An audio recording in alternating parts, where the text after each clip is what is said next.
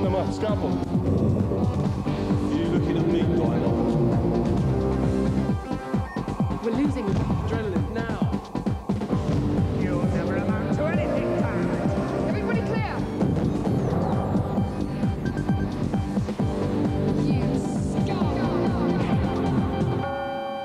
We've lost him.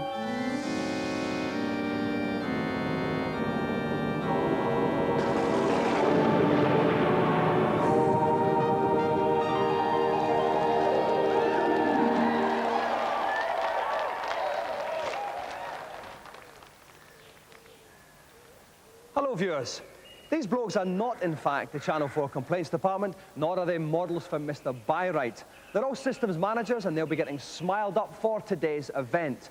Before we get on to that though, a couple more letters here. One from Peter Ball in Surrey who says, "Dear Dominic, my mum says video games are bad for young people and she won't let me play them. What can I do?"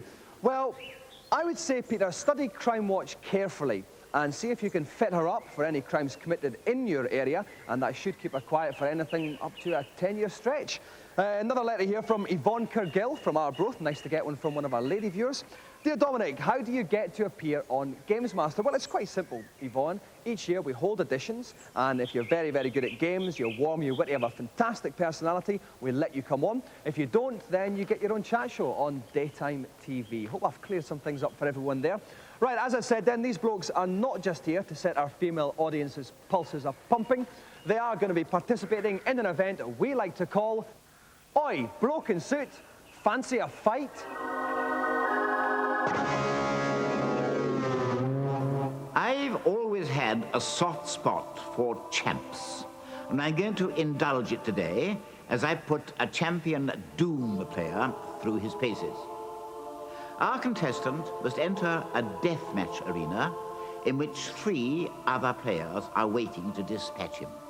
3 against 1 are the kind of odds only a champ could deal with, and he'll need nerves of steel if he's going to send them all to their doom. Well, basically, Gary, Simon and John here are cannon fodder for our champion. But, Gary, I mean, you guys played Doom in the office, yeah? Yeah. How much of your day does it take up? Probably at least an hour an evening. That's all? Not more than that? Yeah, well, we still have work to do. Yeah. I think you're lying just because maybe bosses might be watching. Who's the best out of you 3 then, when you play? I think Simon's probably best. Yes, do you think you can cause an upset today, Simon? I'll try. Yeah? And what about you, John? Are you any good at it? Yeah, not bad. Doesn't matter who's at the other keyboard. Yeah. It's when you're in there what counts. That's what really counts. So why are you the best, Simon? What kind of tactics do you use then? Basically, I'll just be able to kill him. Yeah. Okay. No 2 ways about it. All right, that's fine. Well, like a lot of British industry, these guys refuse to work until they finish reading their papers. While they do that, let's go to the news. This is the latest in Sega's violently successful series of Virtua arcade games. Virtua On is a 2-player game where players control massive robots in a futuristic version of the old gunfight games. If you get close enough to experience your opponent's pits, you can punch his lights out. But it is rib-ticklingly jolly to smack them about with a rocket as they leg it. Virtua On is out next month. The internet is full of sad blokes trying to make friends, and now thousands of people are avoiding any possible rejection by creating electronic mates on a new website. An experiment in artificial intelligence, the Digital Beastie homepage, allows you to construct a creature which then has to fend for itself in a specially created world against everybody else's beasties. Thanks to little postcards you'll be sent, you can keep track of its progress as it mates and has fights. I called mine Dominik Diamond. It pulled all the ladies and ate everyone else. Just premiering in the US, Space, Above and Beyond is the latest TV series from the creators of the overrated X-Files. Set in 2163, alien blokes are kicking in Earth, and the only hope is the young Turks who make up the air and space cavalry. Team stars Morgan West and Shane Vanson look uncannily like young versions of Agents Mulder and Scully, and there's cameo appearances just like the X-Files, with Jim from Neighbours appearing in the very first episode. Where's Bouncer? Thankfully, his colony gets blown up within seconds in one of the many spectacular sequences that quite literally litter this alien extravaganza. Look out for Space, Above and Beyond quite soon, Mum, because there's lots of burning flags. Now, Gary, Simon and John, the cream of British industry, have taken their positions for our event. Oi bloke in suit, fancy a fight. They'll be playing against our champion, David Dennis, who is slightly smaller than them, but he does have a fantastic earring. David, what do you like to do when you're not playing Doom against businessmen? Watch cartoons mostly. What's your favourite cartoon? Swap cats. What exactly is Swap Cats? There's a big city of cats and bad guys come and like destroy the city. So there's two people who come and rescue the city from the bad guys. And what do the cats do? Like fire guns at airplanes, and blow them up generally. So it's quite realistic, quite true, real life kind of cartoon. Yeah. Then? Yeah. All right, David, what kind of tactics are we going to see from you today? Well, a fast moving, don't stop, because I might just get shot in the back. So when I open the door, move back and move around. And all guns blazing, never stopping for a second. Yeah. Fantastic aggressive tactics here, David. We'll ask you to hold off just for a second while I go up to the commentary position. And sharing the podium for Deathmatch Doom is piece of review is Rik Henderson. Rik, Deathmatch Doom then, what's the best tactics to use? Well, on the PM Consultants network, there's a lot of weapons lying around, so get yourself a big funky weapon as soon as possible. You can't go through life with a pea shooter. That's true. Also, don't stand around in large open spaces, because you never know when a businessman's going to come from behind. Wise words there from Rik. Okay, basically, David has to wipe out all three of our finest astute businessmen to emerge victorious. Best of luck, David. Off you go. Okay, we're going to be using David's view for this. You will see John, Gary and Simon appear. John will be the green bloke, Gary will be the yellow bloke, Simon will be the black bloke. You can see David's health, 95%, the bottom left-hand corner of the screen. His ammo, the bottom left-hand corner as well. His health's up to 100%. No sign of the other ones yet, though, Rik. No, he's playing a definite strategy there. He's just picked up some armour, so that will actually stand him in good stead. Now he's going to go and find, outside the building, the chain gun, which will dispatch them much quicker, and a supercharge, which gives him 200% armour and 200% health. Oh, yes, we can see that 200% health there, full whack of armour. There's that Gatling gun. There we go, there's the gun. Now all he has to do is go and find them. But the only problem is he's got to stay towards the walls. I don't advise actually walking down the centre. Okay, then. So he's fully tooled up now. More than enough bullets, 220 bullets. You can see the weapons and the armour he's got in the bottom right-hand corner. You can see 220 bullets there. Now he's going hunting for our systems managers. It is, it's a stalking game, but the door just behind him's just closed, which suggests that someone might be behind there. Probably hiding behind some little dark alley, as businessmen often do, I've heard. We're still waiting for some top systems manager. There he goes. There's a green one. That is John. He's taken some shots in the back already. Yes, John, he's got John. Oh, yes, he's pumping his bullets into John there. John's running away. John's gone. He doesn't want anything to do with it. John's that's out. it. John is dead. Bye-bye, John. We're left with Gary, who will appear in yellow, and Simon, who will appear in black. Now, John's mistake was he just stood next to a wall, but didn't actually turn round. He just stood there looking at it. Never turn your back to a bloke with a Gatling gun. Now, Okay. these doors are open, which suggests someone has definitely been in this room, because you have to actually open them with a switch that's on the wall. Oh, there's And another there's one. Grace. That's Simon. I think that's black. It looks a bit grey in the light, but I think that is black. He's running away. There's Turn one. around He's and just run fight, past you him. coward. Turn around and fight. Where's he gone? He's lost him. He's just scarpered. He's legged it. Okay, after a brief skirmish with Simon, then Simon has offed it. And he's just running around, taking in some of the scenery here. So down the stairs David goes. We've got two system managers left. Gary, who'll appear in the yellow, Simon, who'll appear in the black. Come and fight, you cowards. Come on. Put yourself out in the open. Men or mice. I just had a squeak there, Rik. No, they just... This is yellow, this is Gary. Gary's taking it. Gary's Oh, taking it. Gary! Gary gets told, although he did take some hits there, David. The armor Yeah, down to 84, health to 157%, but that's still more than enough juice. So he's still hunting for Simon. Simon obviously cowering in some corner. Maybe go down towards the earlier levels, David. Go down into the basement again. Because he's just in black, he's probably likely to be hiding in the chandelier area. Or in a shop selling lots of black clothes.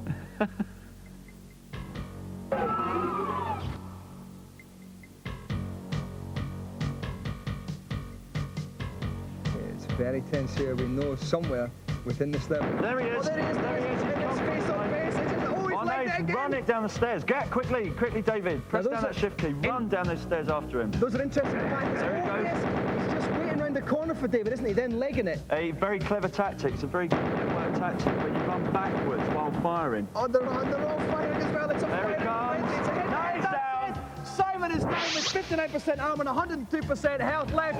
David is the champion.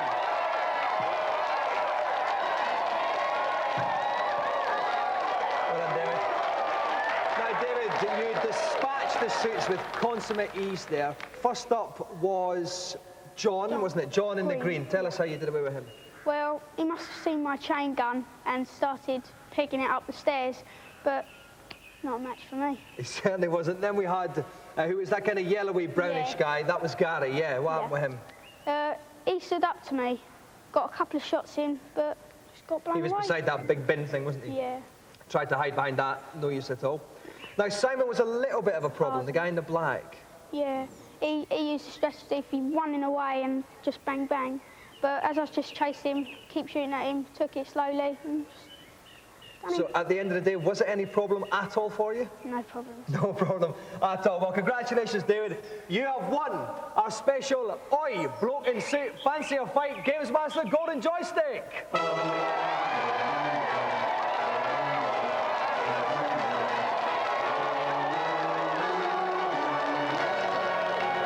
Money can't buy you love, so the song goes, but it can buy you high-quality pieces of entertainment software, although that would make for a slightly less catchy chorus.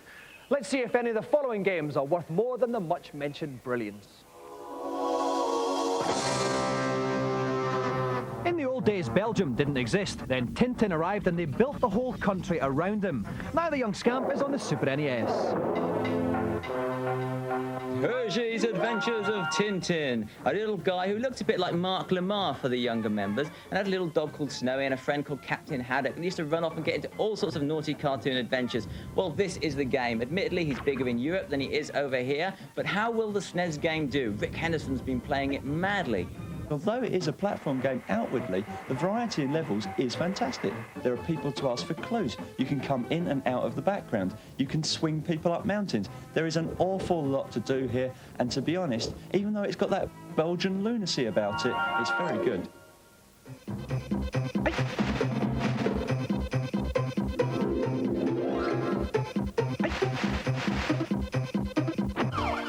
In Japan, this game comes with a black gun. Over here, the gun's painted bright blue just so stupid kids don't get confused. It's Virtua Cop on the Saturn.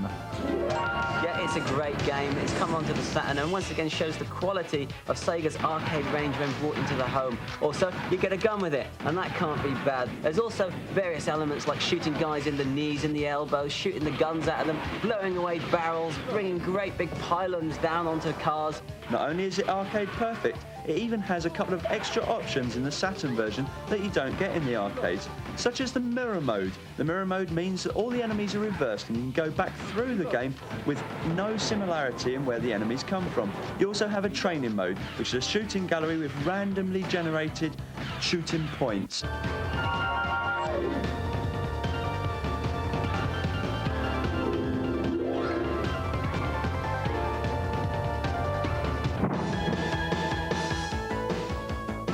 Finally, on the Saturn, Hebereki Popoito, which is Japanese for Why are Dave and Rick wearing shades in the middle of winter? Hebereki Popoito? Huh? What on earth is going on? It's basically your Hebereki's Papoon on the SNES, but on the Saturn. Mean Bean Machine, Pack Attack, Puzzle Bobble, they've all become very popular lately. All these more graphic-y, Tetris-y type games. That's exactly what Hebereki's Popoito is. Trouble is, it's absolutely bonkers. There's just too much going on screen to actually make a puzzle game work. Puzzle games should put you into a calm state and let you relax, let you get into it gradually. But Hebereki's Popoito throws everything at you at once and you end up getting hit from 1,000 angles.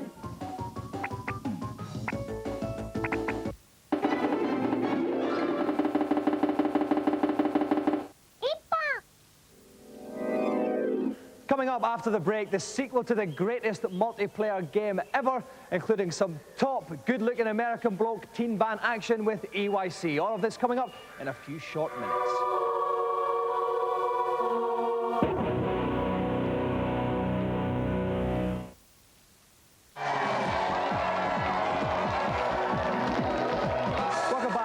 Celebrity guests are just getting that last stray piece of nose hair forcibly plucked. We don't want to show you that. Instead, we'll go over to GamesMaster and show you what they'll be playing.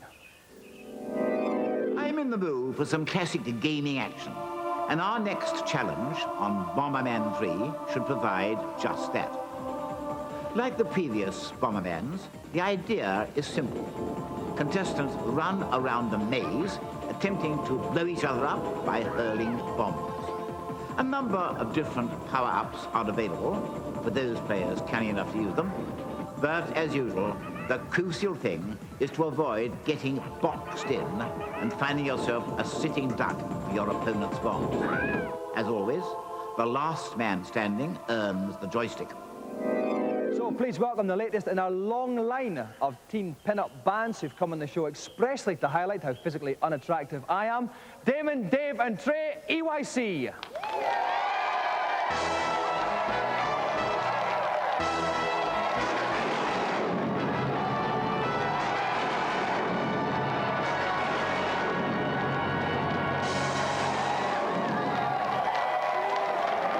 Welcome to the show, Damon. How you doing? Welcome, Dave. Nice to see you, Trey. Thanks for having me. Okay, now, Damon, you guys have been in pop since the age of 12. What did you start off doing? Well, I started off as a backup dancer. I was a backup dancer for Tiffany, Michael Jackson, and Shanice Wilson.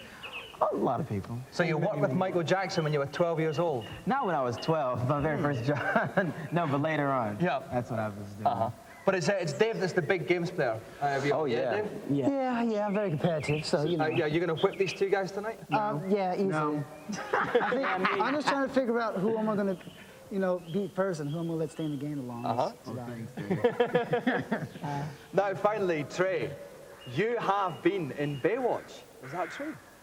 Yeah, sure enough. Well, that is, I mean, have you met the great goddess Pamela then? Yes, I have. And how did you get on with her? Actually, you guys should have seen the movie that we made, Baywatch 2. It's funny because I've actually been married to Pamela for 7 years and she's never mentioned you, Trey. Really? Me too. Funny, she never mentioned Not you. even once. Never mentioned you. Okay, I'm contractually obliged at this point, gentlemen, to ask you to follow me up to the challenge area in preparation for play.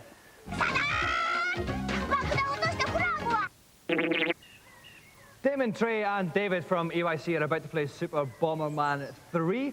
The hordes of screaming girls that you could hear earlier on outside the studio were not for them. They were, in fact, for Dave Perry, who's helping me out on this. Dave, I'm going to call you Killer today. Oh, very nice. And so listen, Dave, if you were playing with these three young boys, how would you do it?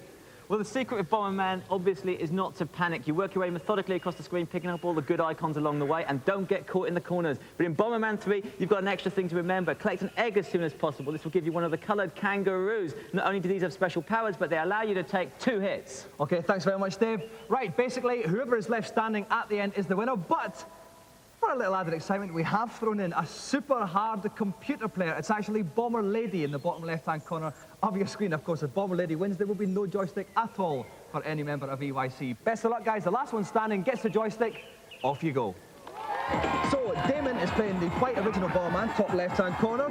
Trey is the grey Bomberman who has just disappeared already in the bottom. You can forget about him. And David is the red punk Bomberman, the top right-hand corner. The computer one, like I say, Bomber Lady in the bottom left-hand corner. Dave.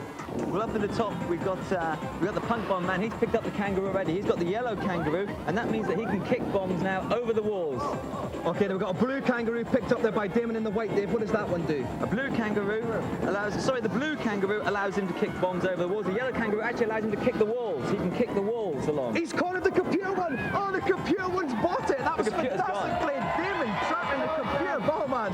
So now it's just Damon against David. The computer is out of it. The computer was on hard, so that's a very good move because the computer was going to be a very formidable opponent in this game. Okay, they're both picking up their icons. They're both getting fully tooled up. We've still got some blocks separating them though, Dave, so unless they can throw them over, we're not going to see much one-on-one fighting action yet. No, we're not. Of course, the yellow kangaroo, the Punk Bomber Man's on, can kick those walls. The walls are gone now, but of course the Punk Bomber Man can take 2 hits. Oh no, he's trapped him! He's trapped himself! He's dead, David in the fight's trapped himself! Oh, He is dead! That means David is the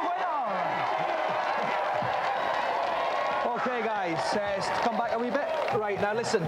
At the end there, you managed to dispatch the computer opponent. Now, they were set on the hardest level possible, so that was quite good from you then, Dave. Oh, yeah.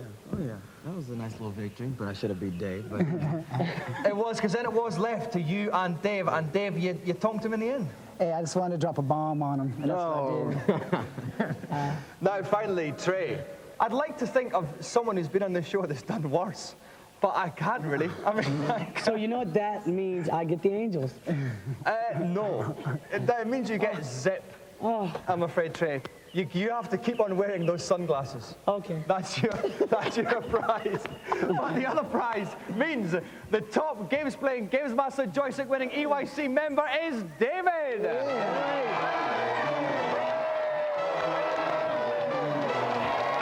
let's have another round of applause for our special guest today, E.Y.C. And E.Y.C's second album, Put It On, ... E.Y.C is out for Christmas. While we ponder the merits of that particular purchase, let's see today's feature. Question: what is unusual about this pilot for a German TV show? No, it's not the presenter's unfeasibly bad dress sense or the naffness of that ball he's about to kick. Yes, the set wasn't there. Clever German bloke. Just as special effects in films are created on computers rather than with miniatures, there'll soon be no need to build expensive real sets for your TV programs thanks to new virtual set technology. Virtual set exists only in a computer's memory. The presenters are filmed against a blue screen by cameras equipped with trackers. As the cameras pan and zoom, computers the size of Swindon produce the backgrounds in real time. It's even possible to replicate real locations by simply scanning in a photo of your favourite office building. You know, we've all got one.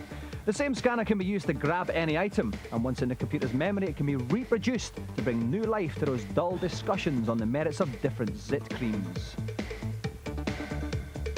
It's just as easy to produce a virtual video link. Clever computers even know when a presenter is standing behind a computer-generated object. The presenters, on the other hand, have no idea what else is around, so it's no surprise many of them end up clinging to the walls for their dear life. But of all the technology's uses, probably the most interesting is in creating sets which couldn't be built any other way. I asked them to build a world where everyone had a full head of hair, but instead they came up with a totem pole suspended over an infinite drop. Oh, Rick, you have to hide me from the fat man. There's a far, far better thing to do than I've ever done before. Lady, would you stop with the pushing? Woohoo-wally! Pillock. Unfortunately, once you've installed a virtual set, it's only a simple hop, skip, and quite literally jump to include virtual characters in there too.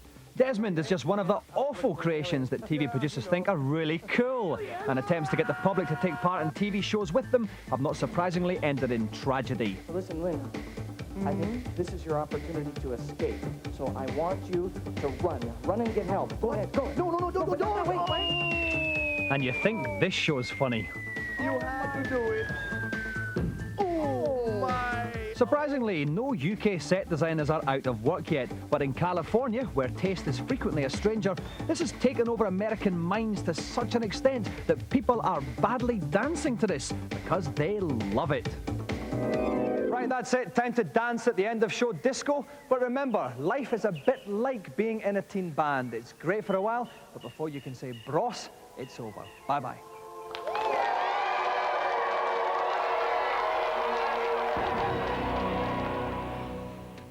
Okay. They're all advancing on me now. What? I want to fight there.